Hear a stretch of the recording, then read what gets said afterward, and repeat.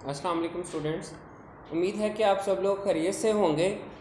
आज इंग्लिश के lecture number 4 के साथ हाज़िर हुए हैं और आपको याद होगा कि जो हमारे प्रीवियस 3 लेक्चर्स थे उसमें हमने चैप्टर 1 की ट्रांसलेशन पढ़ी थी और लास्ट जो 3rd लेक्चर था उसमें कुछ एक्सरसाइज भी डिस्कस की थी।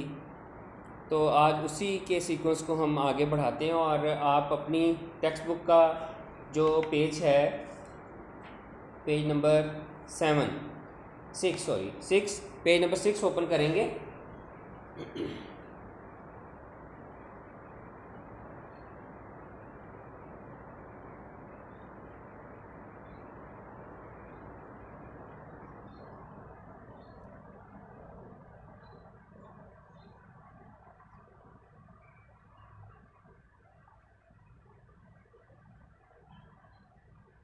तो इसमें आप देखें कि हमने यहाँ तक give meanings of the following phrasal verbs and use these phrasal verbs in sentences यहाँ तक हमने किया था।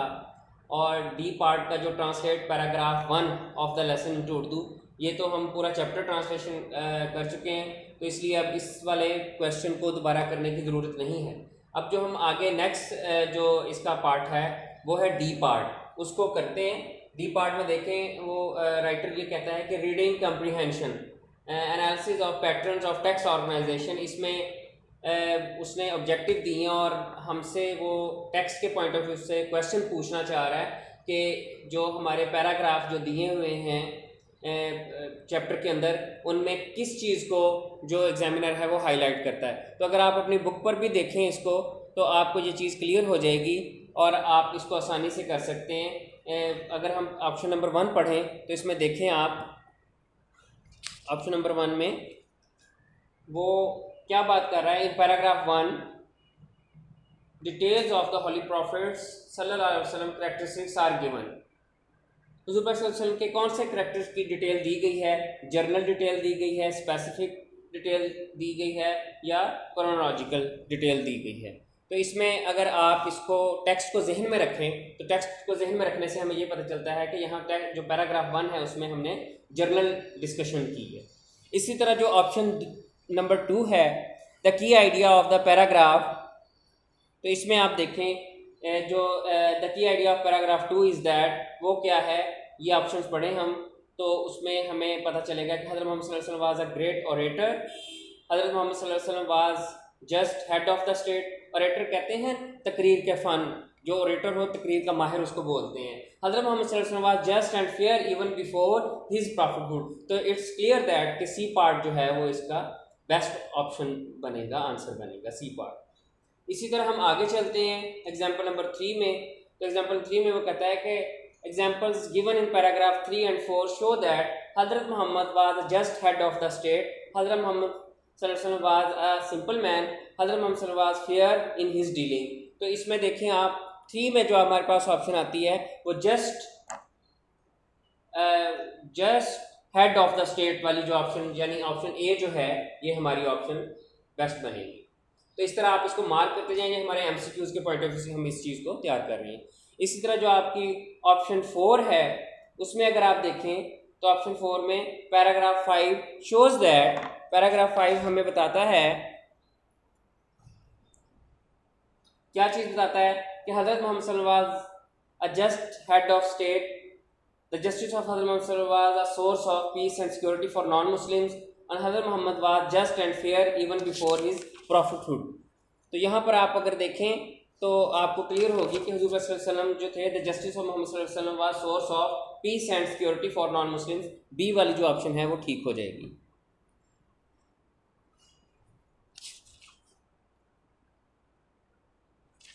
उसके बाद ऑप्शन नंबर 5 है आपकी, to whom did the holy prophet सल्लल्लाहु अलैहि वसल्लम give the following advice when two men come to you for judgment, never decide in favor of one of without hearing the arguments of the other. It is then most likely that you will know the truth. तो ये हज़रत अबू बकर सिद्दीक़ रज़ी अल्लाह तआला अन्हु को कहा आपने, और हज़रत अली रज़ी अल्लाह तआला अन्हु को या हज़रत उमर फ़ारूक रज़ी अल्लाह तआला अन्हु को। तो आपको पता है कि चैप्टर में जो डिस्कशन थी हमारी वो हज़रत अली रज़ी अल्लाह तआला अन्हु के हवाले से हो रही थी। तो इसकी बी ऑप्शन जो है it is a proper answer of this MCQs, ठीक है। आगे आपका जो बी पार्ट है इसका, identify the topic sentence and supporting detail in paragraph 3, it's not necessary to solve here. ये एग्जामिनेशन पॉइंट ऑफ व्यू से आपके पैटर्न का हिस्सा नहीं है ये चीज़, तो इसको हम यहाँ पर स्किप कर सकते हैं, और अगर हमारे पास बाद में टाइम होगा तो then will definitely do it. आगे आप देखें, आपका पार्ट सी पार्ट आता है, और सी पार्ट आपका है आंसर द फॉलोइंग क्वेश्चंस। अब ये वो क्वेश्चंस हैं, ये टोटल 6 क्वेश्चंस हैं जो आपके एग्जाम्स पैटर्न में क्वेश्चन आंसर्स की फॉर्म में सिलेक्ट होते हैं, और 10 मार्क्स के आते हैं, डिफरेंट चैप्टर से 1 या 2 इस तरह करके वो सिलेक्ट होते हैं। तो अगर इन क्वेश्चंस को आप पढ़ें, these are so easy questions, और इनके आंसर्स जो हैं वो मैंने अपने नोट्स में लिख दिए हैं। उन नोट्स को आप मंडे वाले दिन स्कूल से ले सकते हैं, और जब वो आपको नोट्स मिलेंगे तो आप उसमें से इनको प्रिपेयर करेंगे। अगर कोई क्यूरी होगी तो you may ask on my WhatsApp, personal WhatsApp number, okay. जो इसके बाद आपका नेक्स्ट पोर्शन है वो है ग्रामर पोर्शन। ग्रामर पोर्शन में आप देखें, हमारे पास 2 नाउन्स दिए हुए हैं। आपने काइंड ऑफ नाउन्स पढ़ी होंगी। नाउन का आपको पहले डेफिनेशन होनी चाहिए, noun is a name of person, place और थिंग, और उसके बाद फिर नाउन्स की बहुत सारी इकसाम होती हैं, proper noun, common noun, countable noun, uncountable noun, इसी तरह कंक्रीट नाउन और एब्स्ट्रैक्ट नाउन्स होते हैं। यहाँ पर उसने एक एग्जाम्पल दी है, the revenge of the father can not be taken on his son. यहाँ देखें, फादर और सन ये दोनों ऐसे नाउन हैं जो फिजिकली, जिनको हम देख सकते हैं, ऑब्जर्व कर सकते हैं। इसी तरह बहुत सारे और नाउन्स भी कंक्रीट नाउन्स होते हैं। थिंग्स, जितनी भी थिंग्स होती हैं उनके नेम प्रॉपर हो या कॉमन, वो कंक्रीट में भी शुमार होते हैं।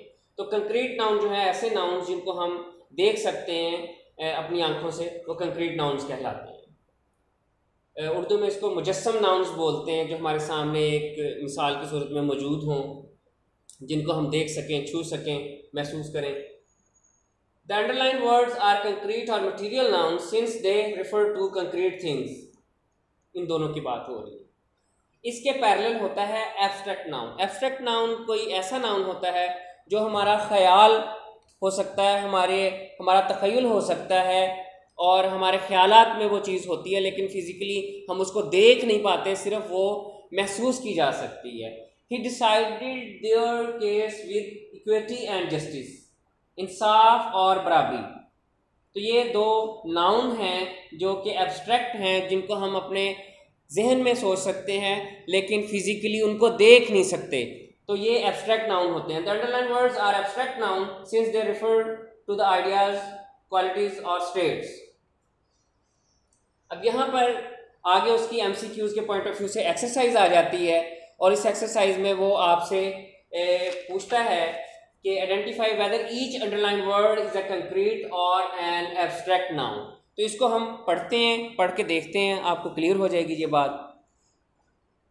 She puts in much efforts into her studies as she wants to score good marks. तो एफर्ट्स भी सिर्फ महसूस की जाने वाली चीज़ है, और स्टडीज़ भी महसूस की जाने वाली चीज़ है। तो ये दोनों हमारे एब्स्ट्रैक्ट नाउन्स होंगे, इनको हम एब्स्ट्रैक्ट में काउंट करेंगे। MCQs में आ सकता है, सर्कल करके नीचे ऑप्शंस बनाई जा सकती हैं। ऑप्शन बनाकर राइटर आपको दे सकता है कि ये प्रॉपर नाउन है, कॉमन नाउन है, मटीरियल नाउन है या एब्स्ट्रैक्ट नाउन है। तो डेफिनेटली आपको उसका आइडिया होगा, आप उसका एब्स्ट्रैक्ट नाउन बता सकते हैं। तो ये दोनों क्या होंगे, एब्स्ट्रैक्ट। आप इसके नीचे ए बी करके लिख लें, ताकि नेक्स्ट टाइम रिवीजन के टाइम में आपको प्रॉब्लम ना हो। उसके बाद सेकंड लाइन है, they recommended him for his justice and truthfulness. Justice, इंसाफ, ट्रुथफुलनेस, ईमानदारी या सच्चाई। तो इसमें आप देखें, दोनों ये क्वालिटीज़ जो हैं ये भी एब्स्ट्रैक्ट में आती हैं। तीसरा जो हो गया आपका पॉइंट, वो है keep the balls in the basket. तो ये तो बिल्कुल सिंपल सा है, क्लियर सा है। बॉल्स जो है ये जो है आपका मटेरियल नाउन है या कंक्रीट नाउन है, और बास्केट भी आपको नज़र आती है, ये भी मटेरियल नाउन है, ये कंक्रीट नाउन है। फोर्थ वन जो ऑप्शन आपकी है, the dishonest trader is losing the trust. अब यहाँ पर द डिसऑनेस्ट ट्रेडर डेफिनेटली ये आपका मटेरियल नाउन है या कंक्रीट नाउन है, आपको नजरास ट्रेडर ताजर को कहते हैं। इज लूजिंग हिज ट्रस्ट, ये जो है आपका एब्स्ट्रैक्ट नाउन है। और आगे कस्टमर्स जो है ये भी फिजिकली कस्टमर्स, हम जब शॉप पर जाते हैं तो वी आर कस्टमर्स, तो ये फिजिकली देख सकते हैं आप, इसको ऑब्जर्व कर सकते हैं, तो ये भी आपका कंक्रीट नाउन होगा।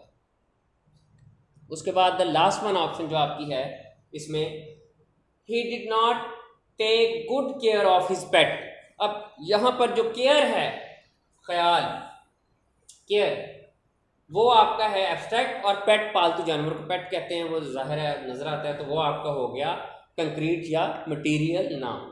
तो ये एक एक्सरसाइज एमसीक्यूज के पॉइंट ऑफ व्यू से खत्म हुई। इसका बी पार्ट जो है अब हम उस पर आते हैं, और जो बी पार्ट है उसमें भी हम देखेंगे, हमने जो है ऐड करने उसमें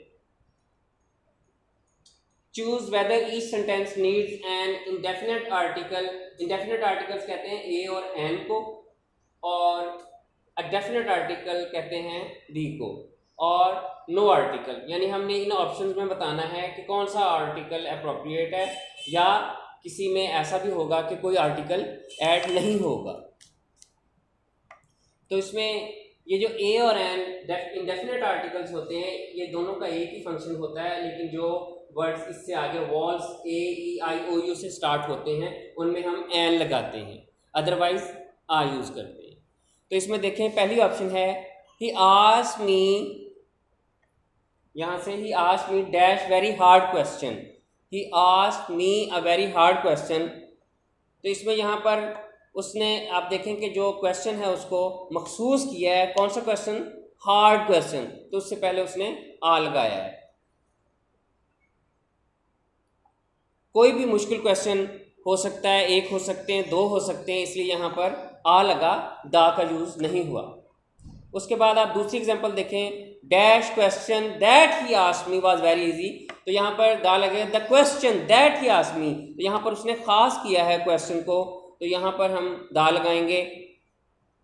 इसी तरह जो थर्ड आपकी एग्जांपल है, तीसरी, हैव यू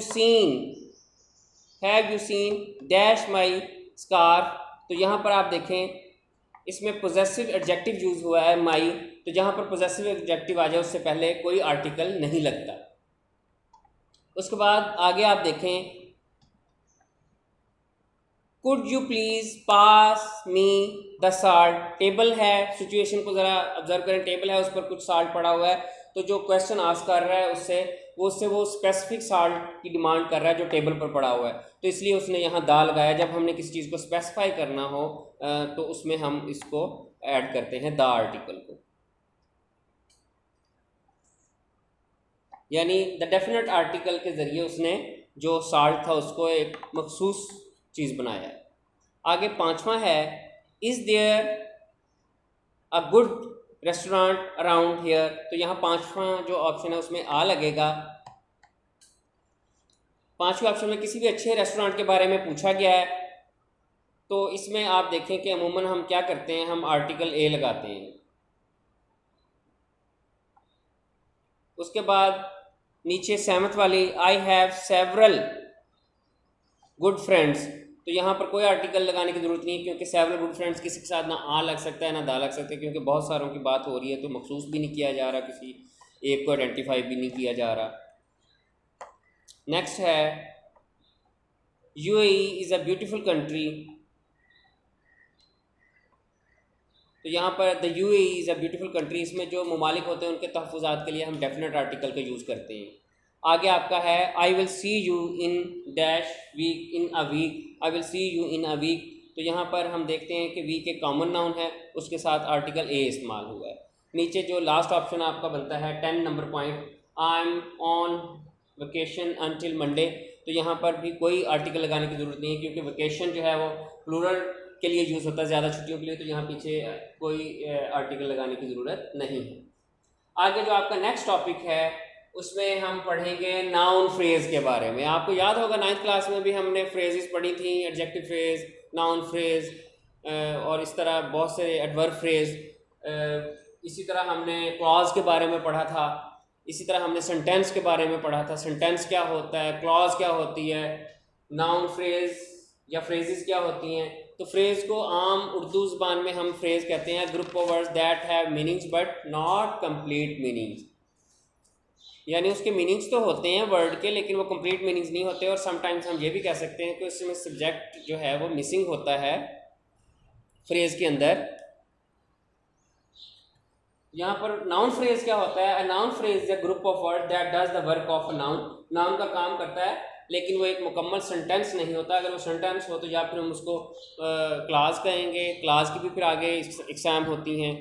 तो यहाँ फ्रेज़ की बात हो रही है, फ्रेज़ में कुछ एग्जांपल्स भी यहाँ पर हमें मिल सकती हैं।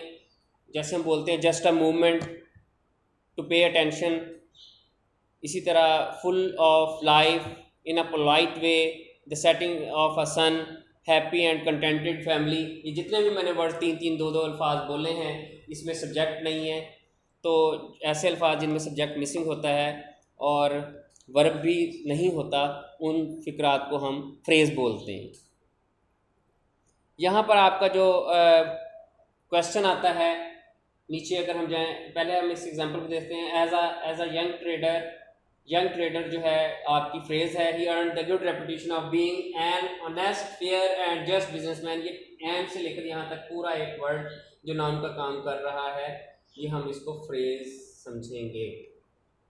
नीचे अगर हम सी पार्ट पर इसके आ जाएं तो सी पार्ट में आप देखें, आपको वो कहता है कि आप अंडरलाइन करें, underline the noun phrases the following sentences.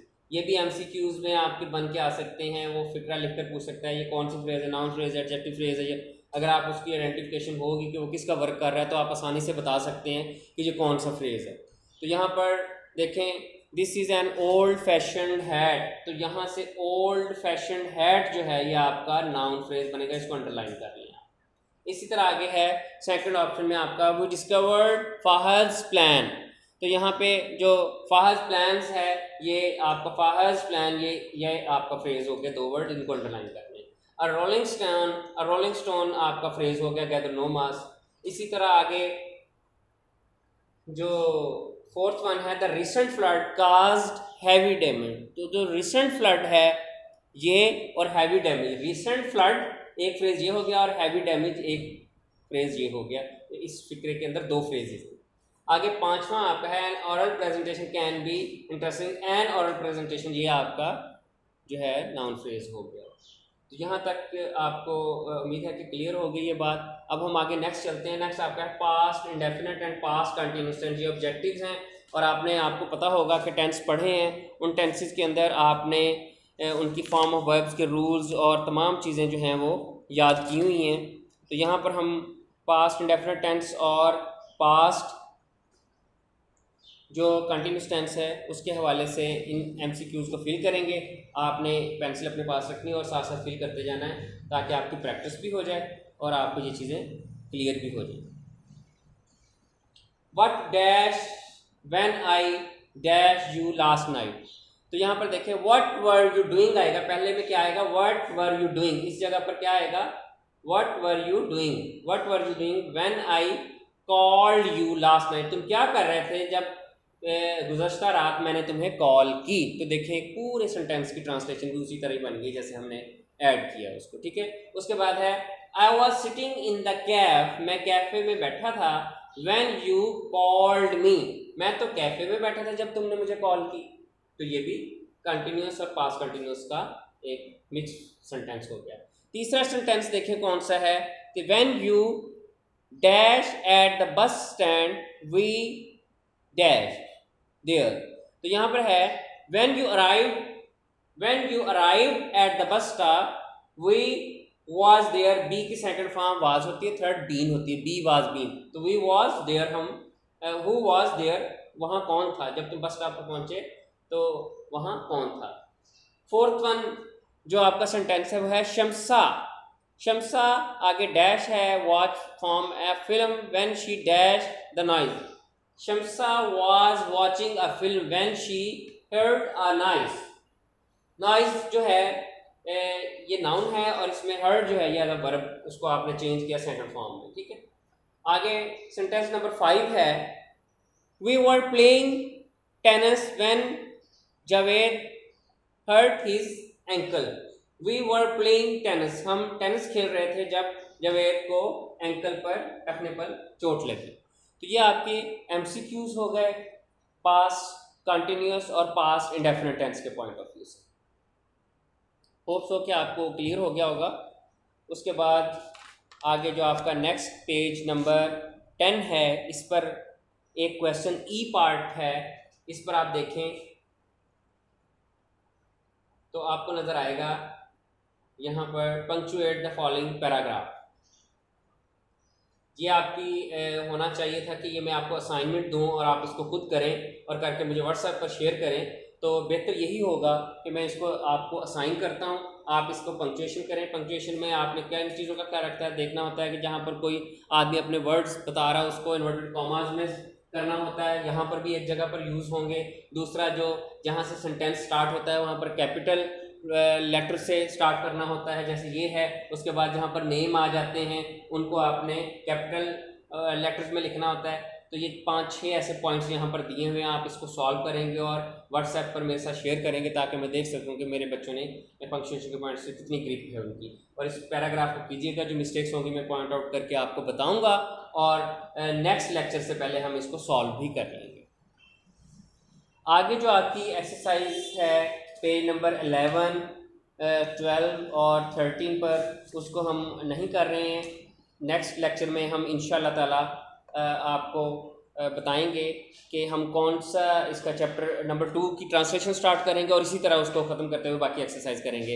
इस दौरान आप बेटा स्कूल विज़िट करें और अपने नोट्स जो हैं वो हमसे बाय कर सकते हैं। Chapter number 1 of 10th class English book we have completed that each and everything. Thank you. अल्लाह हाफिज़।